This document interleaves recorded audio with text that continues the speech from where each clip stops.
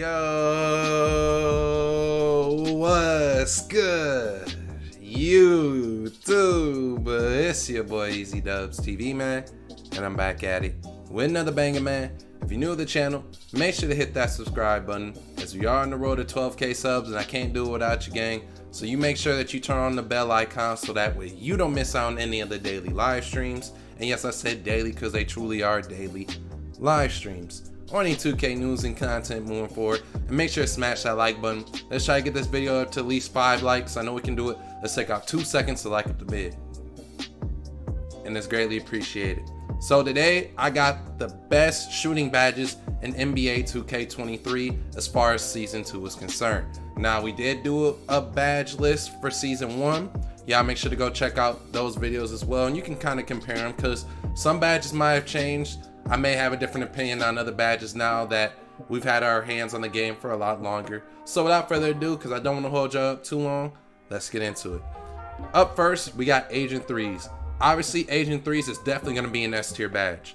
Reason being is because if you don't know, Agent 3s activates whenever you literally do anything as far as dribbling and then shoot a 3 right afterwards. So it activates on step backs, it activates on the little spin shots, it activates literally even if you take one dribble with the ball and then you shoot it, Agent 3s pops up and that boost kicks in. So without literally, you can't go wrong with Agent 3s on any build. You could even put Agent 3s on a center and I would still say, okay, that makes sense. And then the fact that after 2K Labs did tests with Agent 3s and everybody's finding that silver is really like where the sweet spot is when it comes to Agent 3s. Yeah, without a shadow of a doubt, Agent 3s is an S tier badge. Now Amped. I'm honestly gonna put Amped into the C tier. Reason being is because Amped is supposed to work whenever you're fatigued and then you take a shot. But I've been tired before and taken a shot. Maybe other people will swear by this badge, and that's why it's literally my tier list. If you disagree, leave your opinion in the comment section. But I've tried running this badge on silver. I've tried running it on gold. I've tried running it on Hall of Fame just to see if I would get any type of difference as far as like shooting when I'm tired, and I still get the same type of funky animations regardless. So for me, I'm putting Amped into the C tier. It's a badge that you could use, but I wouldn't never use it on a high level. Or if you're thinking about throwing extra badge points into it, I would suggest putting it into something else, honestly. Next, we're going to go with blinders. I'm putting blinders in the D tier. I don't even see anybody use blinders. Now, it could be the fact, and when you say, oh, it's probably because you use a 6'9". I've always used bigger guard builds. Hell, my first build at the very beginning was a 6'8", before people even knew how overpowered 6'9s truly were. Last year, I used 6'7s. 2K17, I used a 6'7". 2K18, I used a 6'7". So I've always used bigger builds, so I don't want to hear any of that. So maybe blinders is really effective if you put on Hall of Fame on a small, I like to call them small guy builds. But other than that, I don't really see people taking too many blinder shots. I mean, I have seen people like, you know, take a shot while someone is crabbed, but it might be the contest system this year. If somebody jumps at the right angle and they're still behind you, they still register a contest on you. Maybe that's just a me thing, but I see it happen to everybody, so a lot of people won't even attempt to shoot blinders type shots anymore. And when they do, it normally doesn't work. So I'm honestly gonna put blinders in the D tier. It's not a badge that I would ever run, and I don't plan on running for the whole year. Catch and shoot, I'm gonna put it low C tier. Now I do have people that swear by catch and shoot. Honestly, the effect that I feel that it gives you, more than you getting a jump shot boost, obviously for a catch and shoot shot, is it speeds up your jump shot. Me personally, I don't need my jump shot to be speeding up anymore. I already have an A+ speed.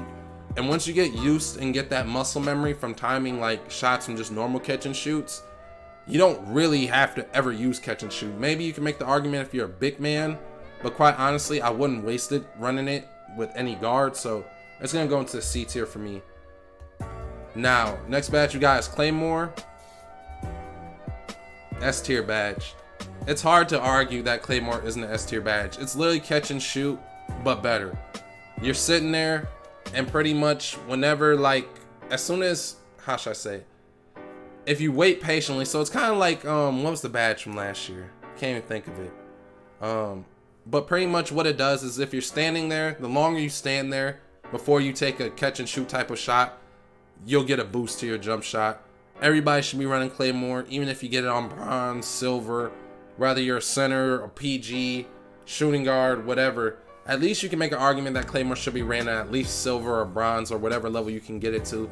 Now, if you're obviously the ball handler, I wouldn't run it on Hall of Fame because you can use other shooting badges. But I would at least put on like silver or bronze if you can. Clutch shooter, I'm honestly going to put clutch shooter into the B tier. That sounds kind of crazy, but clutch shooter activates in so many crucial moments. And I feel like the boost that you get from clutch shooter is huge. Like, and you can run it in the quick game mode. You can say that's viable for the rec. Obviously, if you struggle with free throws, you're going to have this badge on. Or even if you're in the park playing twos, or you're in the theater, or wherever you may be, clutch shooter is always good. It's definitely a good bronze type of badge. I wouldn't run it on like gold or Hall of Fame or anything like that. But a bronze for sure. For sure. Clutch shooter is definitely legit. I would definitely rock clutch. Let me switch this around. You'll see with this tier list, a lot of things are gonna be moved around. I'm gonna actually put amped into the B tier. I'll put clutch into the C tier because there's more of a need for amped, even though I don't really care for it too much. I'll put it in the B tier. Now, the badge that I think nobody should ever be running, but I'm gonna even put it in front of blinders, down in the D tier, is gonna be comeback kid. It only activates when you're down in a game. Quite honestly, like, if you're down in a game, I mean, I guess in the right scenario, comeback kid could be useful, but given the fact that the badge only activates when you're trailing, you shouldn't be used to losing that much where you should have comeback kid on, let alone have it on a high tier. If you do, something is honestly wrong with you. And I play with randoms every day on stream, so I can literally attest to this. So to everybody who says, well, I play with randoms, so I gotta run comeback kid, that's a false narrative. Don't believe it, and I don't believe you cap neither. Next, we got corner specialist. I mean B tier. I seen 2K Labs made a video and they pretty much were kind of not really bashing corner specialists, but saying that it wasn't that effective. Personally, at the beginning of the year, I tried running corner specialist when I had barely any shooting badges when the game first came out. And when I put it on Hall of Fame, I couldn't miss the corner. Now, you could say that I know my jump shot, and I did, kind of, but by like the second or third day, I didn't really have like the muscle memory form for it. But when I threw on corner specialist and I ran to that corner, I couldn't miss. So I can attest that corner specialist is pretty good. I've tried running it on bronze, silver, gold, Hall of Fame, and especially if you're the power forward or the center or you're playing twos, it never hurts to run corner specialist as a primary type of badge, especially if you can get on such like a high tier or even like silver. Silver corner specialist has always been viable in every 2K, so I stand by corner specialist. Next is Deadeye. I'm gonna put Deadeye into the, I'm actually gonna do it like this. I'm gonna put Deadeye at the top of the D tier. Once again, it's just like blinders. I've hit an 80% contested green. I've hit 49% contested greens. I've hit 30s, 20s. Maybe not with consistency, because obviously you don't want to get used to taking contested shots. Normally, most of the time when I take those type of shots, it's a defender closing out, but I feel like I had enough room to get my shot off to begin with. And I don't use Deadeye or blinders. So I don't know how effective Deadeye is. Every time I've tried running it, I haven't noticed a difference. It's not like I go from making no contested shots to just making, I don't know, 30% more contested shots. Like, it just has no purpose to me. If you're running this badge, I mean, maybe if you're a smaller build, I don't have any small guy builds, so I wouldn't know how much you really need Deadeye. But for me, I don't use it at all. Green Machine, I'm putting up into the A tier. Yes, it's going into A tier. Now, I have played with Bronze Green Machine, and I noticed the difference between Bronze and Hall of Fame, which you would say, well, no, duh. But not every badge works like that, as you guys know. There's some badges that literally the effect you get on Bronze is damn near as equal as it is on Hall of Fame. But Green Machine is one of those badges that literally, the moment that you green, I don't think it's a certain number of shots because the badge pops up the moment that you green one shot. And what Green Machine does is it expands your green window, makes it bigger.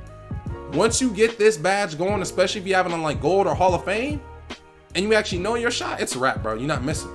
As long as you're taking good quality shots and you're still timing it correctly, you're not going to miss, bro. And I can swear by that. I've rocked Green Machine on Hall of Fame, and have had games in the rec with randoms literally where I've gone like 8 of 11, 9 of 12, like just crazy shooting percentages, and it's all because of probably, of course, me timing correctly.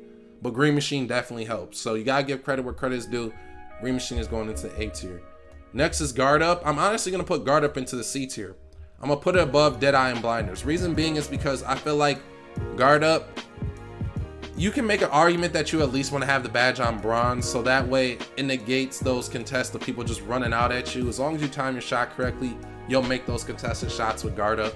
So I can kind of vouch for Guard Up. I would definitely say it's more viable than Deadeye and Blinders, but yeah, that's my opinion on it. Limitless, obviously we're gonna put that into, I'm gonna put it into S tier.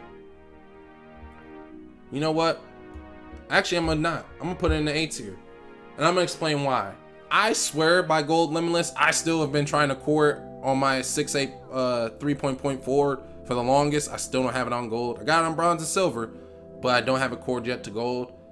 Reason being why I'm putting Limitless down in the A tier is because I don't see a lot of people take Limitless range 3s. Now, it might be different in the park and things like that, or if you run into a lot of small guards, but even when I'm in the rec, I don't see too many guards pulling from 30 to 35 feet, or was I think it's 35 feet that has to be for Limitless to trigger. And I don't see too many people shoot those shots. Very once in a while, I will see like an organized, even the Pro-Am teams, or how should I say this? Even the, what I like to call the rec teams that want to disguise themselves as wannabe Pro-Am teams in the rec, even they don't shoot too many Limitless range shots, and when they do, they normally brick them. So I don't think people rock this badge that much anyways. So honestly, I'm gonna put it into the A tier. For me, it's definitely a go-to badge because I like to extend the floor. Matter of fact, since I said that, yeah, I'm putting it in the S tier. I'm just gonna put it low S tier, but I would understand why somebody would put it in the A tier. Next is Mini Magician. B tier? I don't use Mini Magician personally. All it is it's a substitute of Agent 3s for mid-ranges. But I know people who do rock Mini Magician and they can't miss when they shoot those crazy fades and things like that in the mid-range, which is just wild to say out loud. But yeah, Mini Magician is viable. I personally wouldn't rock it at any point in time because if I'm in the paint, if I'm in the mid-range, more than likely it's because I'm running back out to 3. I'm throwing the pass out, or I'm going straight to the paint. I'm not pulling up for a mid-range. I'm not DeMar DeRozan. Slippery off ball, bottom of D tier. There's no point of running this. It works effective like when trying to get open off of screens, like off balls and stuff like that. Not too many people said it, so not worth it. Space Creator.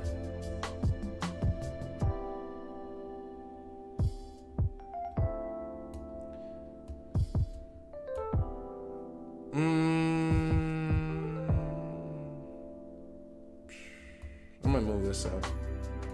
That's how I do it. I'm gonna put Amped into the A tier because there's probably people. I just don't want to have it overloaded into one section. Because I think how I'm gonna do is I'm gonna do Space Creator actually in the C tier because Space Creator is really based off the play style. I've tried experimenting with it with ankle breaking shots and Hall of Fame ankle breaker. And you still get the same type of animations without Space Creator if you do like the square hop step trying to break someone's ankles. So I'm gonna put in the C tier, and then Volume Shooter I'm gonna put in the B tier, and I'm gonna put it high B tier. Do I want Volume Shooter in the A tier or do I want crazy? I'm gonna do this. Reason being is because of Volume Shooter, no matter what, if you make or miss a shot, you're getting a boost. And if you find yourself taking a lot of shots throughout a game, I would say like 3 to 4 to 5, especially Volume Shooter, there's a reason to be rocking it. Rather you want to put it on bronze, or if it's in your tier 1 and you're just trying to get to your tier 3 and you feel like putting it on Hall of Fame because you don't need other badges, Volume Shooter is the way to go. If you ever find yourself taking a lot of shots, you can't go wrong with it. So to do a quick recap, S tier we got Agent 3s, Claymore, and Limitless. A tier we got Green Machine and Volume Shooter. B tier we got Amped, Corner Specialist, and Mini Magician. C tier we got Space Creator, Clutch Shooter, Catch and Shoot, and then Guard Up. And then D tier we got Deadeye, Blinders, Comeback Kid, and Slippery Off Ball. this is going to be my official best shooting badge tier list for season 2. If you enjoyed that video, make sure to hit that subscribe button, turn on the bell icon so that way you don't miss out on any of the daily live streams or any 2K news and content moving forward, and make sure to smash that like button, because until later y'all, you can definitely catch me in a live stream. It's been your boy EazyDubsTv, and I'm signing off, y'all. Y'all be easy, man. Peace.